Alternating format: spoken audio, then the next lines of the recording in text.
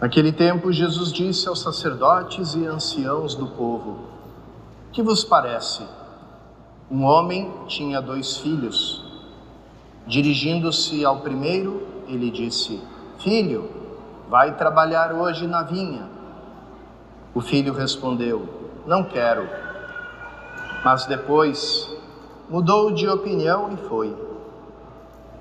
O pai dirigiu-se ao outro filho e disse a mesma coisa.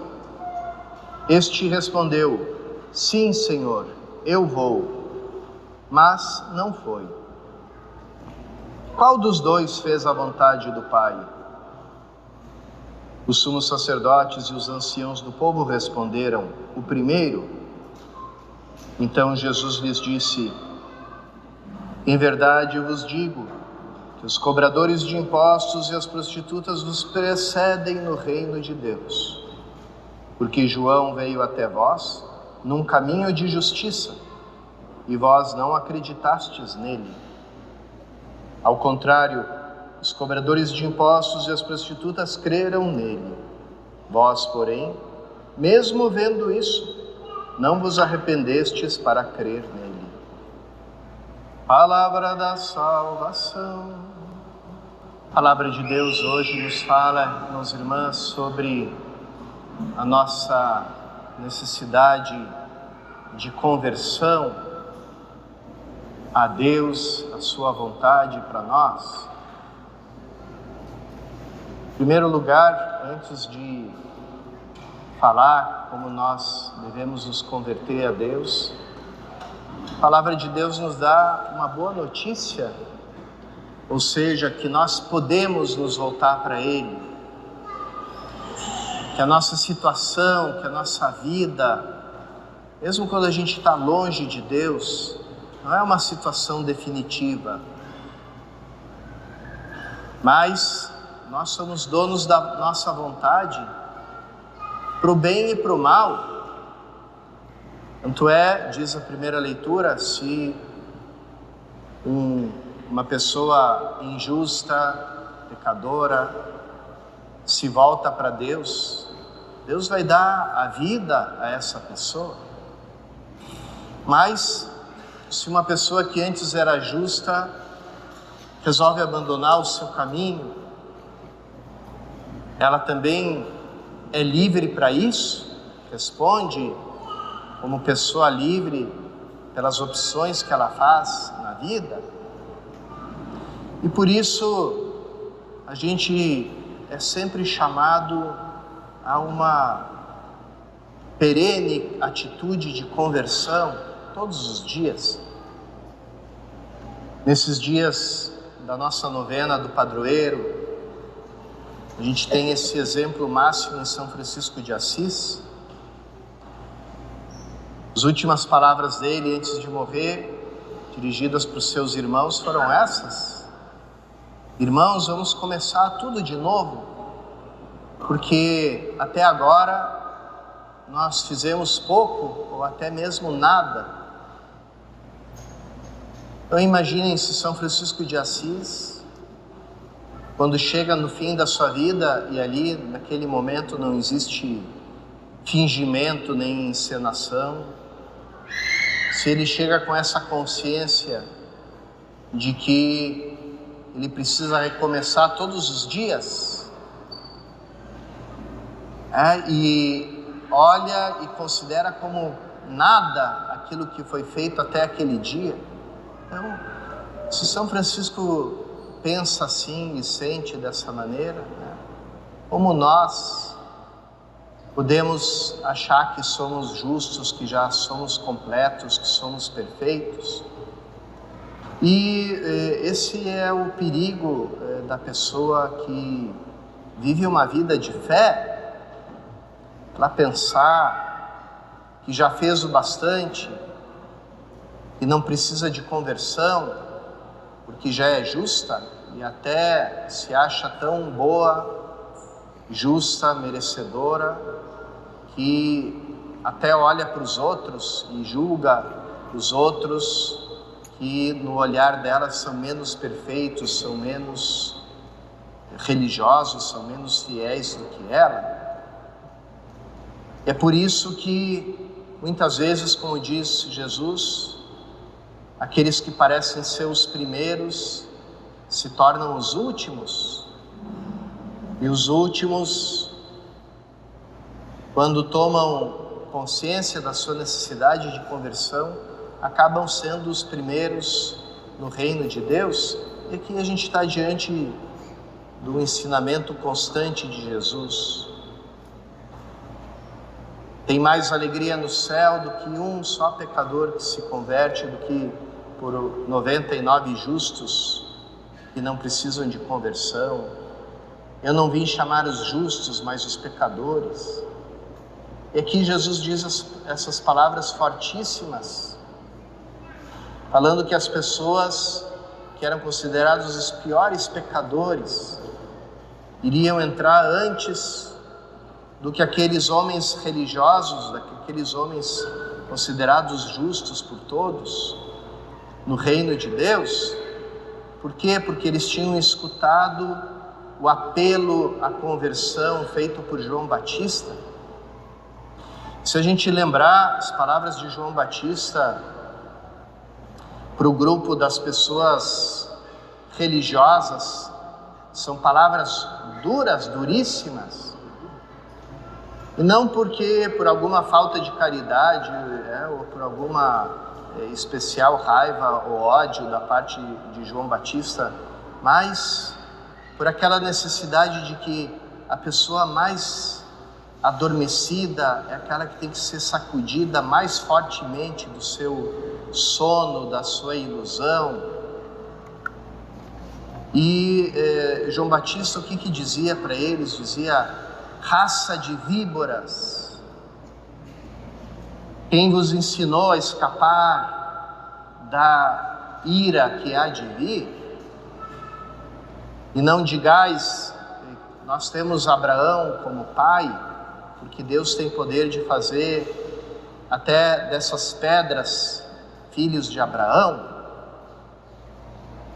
Então, escutando esse apelo tão forte à conversão, eles não se sentiram tocados nem atingidos. Não, isso não se refere a nós, é claro, nós somos justos, nós não somos pecadores.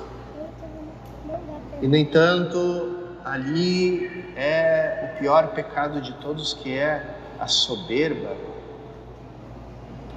Aqui, como em tantas passagens da Escritura, aquilo que Jesus nos diz, ou seja, realizar a vontade de Deus, realizar a vontade do Pai, é aquilo que Ele, em primeiro lugar, realiza. Jesus está sempre falando da sua referência ao Pai, aquilo que o Pai quer. E a vontade do Pai não é fácil para Jesus, porque Jesus, verdadeiro Deus, mas verdadeiro homem, portanto, com a sua vontade humana, e a gente encontra aquela passagem tão escandalosa, tão desconcertante para nós, da oração de Jesus no Horto das Oliveiras, a grande agonia, ou seja, o grande combate de Jesus.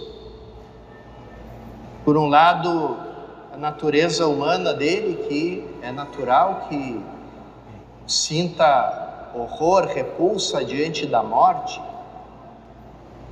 E por outro lado, a vontade livre de Jesus, a vontade humana dele também, porque Cristo tem a vontade divina e a vontade humana, como tem as duas naturezas, que adere à vontade do Pai. Então, ele suplica, no meio do seu sofrimento interior: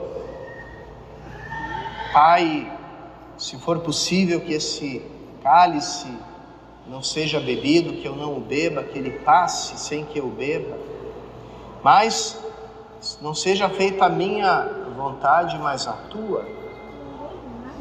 Então Jesus nos ensina, com o seu exemplo, aquilo que Ele vai colocar para nós na oração do Pai Nosso: seja feita a vossa vontade, assim na terra como no céu. E a nossa obediência à vontade de Deus é a maior prova, a maior evidência de que nós vivemos em Cristo e Ele vive em nós.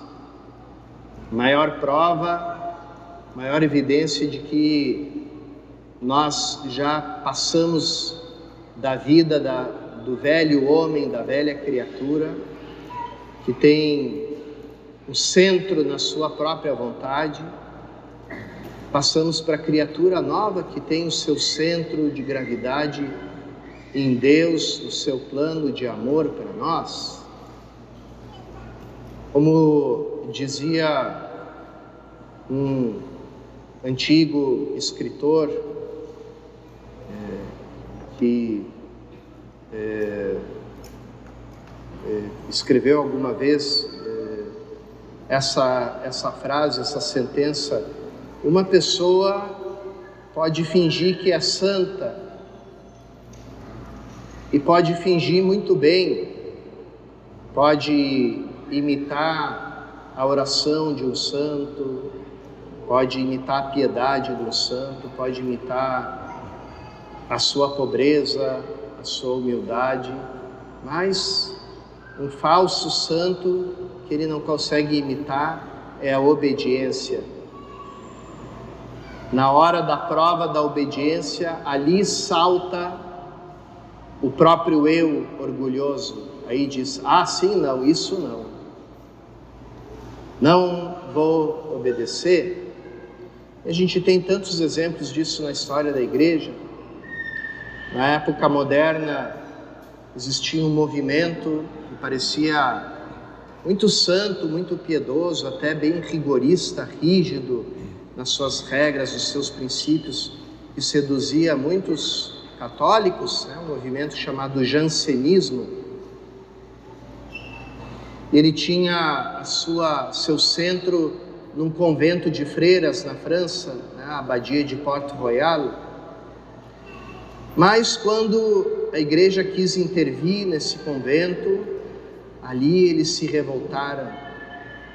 Disseram: como se atrevem a querer nos corrigir, nós que somos tão santos, tão penitentes, tão rígidos, Vocês é que devem se converter, não nós. Prova do orgulho. Um dos cardeais da França foi visitar e entrevistar a superiora desse convento, a Madre Maria Angélica. Depois perguntaram para ele o que ele tinha achado dela, e ele diz: essa Madre Maria Angélica, ela é casta como um anjo e soberba como o demônio. Por outro lado, a gente tem o exemplo dos santos. Esses dias a gente celebrou São Pio de Pietrelcina, Padre Pio. Padre Pio que foi perseguido de 1000 formas. Primeiro pelos seus próprios companheiros da ordem franciscana, o Frei Agostino Gemelli, que fundou aquela famosa clínica Gemelli de Roma, onde vão os papas quando estão doentes. O grande perseguidor do Padre Pio considerava ele um impostor, um farsante, porque a ciência não era capaz de explicar aquelas chagas que apareciam nas mãos, nos pés, no peito dele.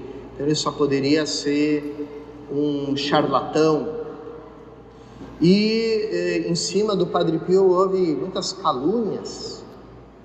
Ele estava criando uma seita, ele tinha um grupo de mulheres em torno dele que adoravam ele como um deus, e ele até se comportava de forma imprópria com elas, duvidando da pureza do Padre Pio.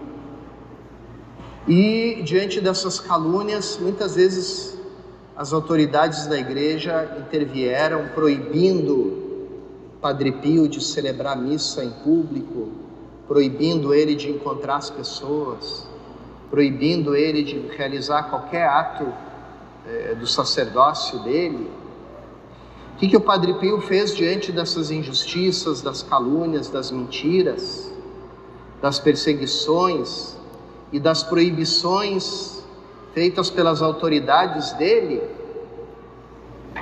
Ele não disse uma palavra, calou, obedeceu, se uniu a Cristo injustiçado, abraçou mais ainda a cruz do seu Senhor, colocou a sua confiança em Deus. Essa é a diferença da vida de um santo.